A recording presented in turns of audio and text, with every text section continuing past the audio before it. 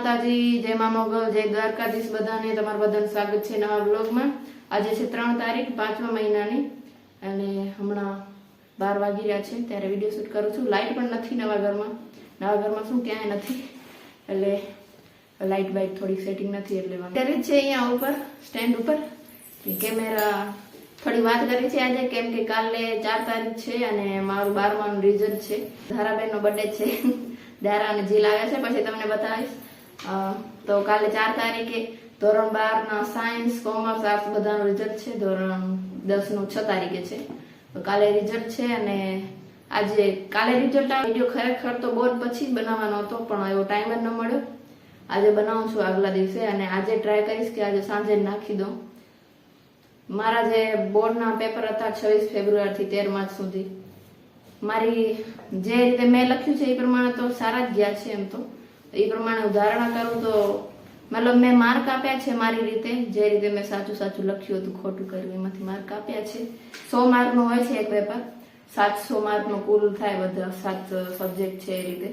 તો 80-81 જેવા પર્સન્ટેજ આવે છે મને. કાલે છે રિઝલ્ટ અને કાલે જોવાનું છે કે મેં જે ધારણા કરી છે અને કાલે જે રિઝલ્ટ આવે છે એમાં શું ફરક પડે છે. તો કાલે 10 વાગે રિઝલ્ટ છે ને મને તો એમ જ થાય છે કે 80+ આવશે. બધાને ધારણા બહુ વધારે છે, કદાચ 90 જેવી છે, પણ મને તો એમ થાય છે કે 10મામાં આટલા નહીં આવે. 10મામાં જેટલા આવ્યા હતા ને એ હમણાં નહીં આવે. 10મામાં મારા કેટલા ટકા આવ્યા છે એ પણ તમને કાલે કહીશ. મારો 12માનું રિઝલ્ટ આવશે ત્યારે 10માનું રિઝલ્ટ પણ બતાવી દઈશ. એવું નથી લાગતું કે મને કે 12મામાં એટલા આવી જાય, પછી તો ખબર નહીં. એ મારી ધારણા છે. હવે એ જોવાનું છે કે કાલે જે રિઝલ્ટ આવે છે અને મેં જે ધારણા કરી છે એમાં કેટલું ફરક પડે છે.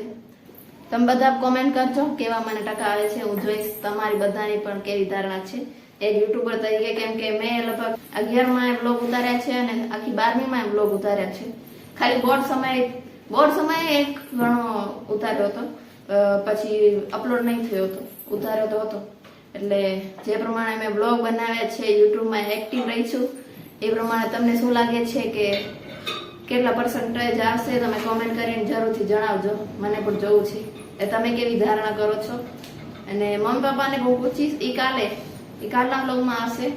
આજે નાનકડો બ્લોગ બનાવું છું કેમ કે સ્ટોરેજ હમણાં બહુ ફૂલ થઈ ગઈ છે, તો નાના બ્લોગ બનાવું છું. તો તમે કમેન્ટ કરજો અને કાલના બ્લોગને પણ ઇંતજાર કરજો. બનાવીશું સારો. હવે કાલે પ્રોગ્રામ છે અમારા ગામમાં, એ પ્રમાણે કરીશ, કેમ કે અમારા મોટા પપ્પાને ઘરનું જ છે પ્રોગ્રામ, તો પછી થોડુંક હોય એટલે વાંધો નહીં. થોડીક તો બીક તો લાગે છે. 10મામાં એવું કાંઈ પણ નથી થયું હતું, કેમ કે 10મામાં કાંઈ હતી નહીં પર્સન્ટેજની, ટકા આવે નહીં આવે બસ, પણ બહુ જ સારા આવી ગયા હતા. મને એ ધારણા પણ હતી 10મામાં. તો 12મા કરતા લગભગ મહેનત વધારે હતી. આ વખતે લગભગ ઓછી જ છે, 10મામાં વધારે હતી, કેમ કે અમારા શિક્ષકો પણ વધારે મહેનત કરાતા હતા અને આ વખતે અમારું સિલેબસ બહુ જ ઓછું આવ્યું હતું. વાત કરું અમારા અર્થશાસ્ત્ર વાળાની, વધારે અમને પ્રોબ્લેમ થઈ, કેમ કે અર્થશાસ્ત્રમાં એમ તો 11 પાઠ હતા, ઓફિસલી 12 પાઠ હતા ઉપરથી, એવું કહેતા હતા.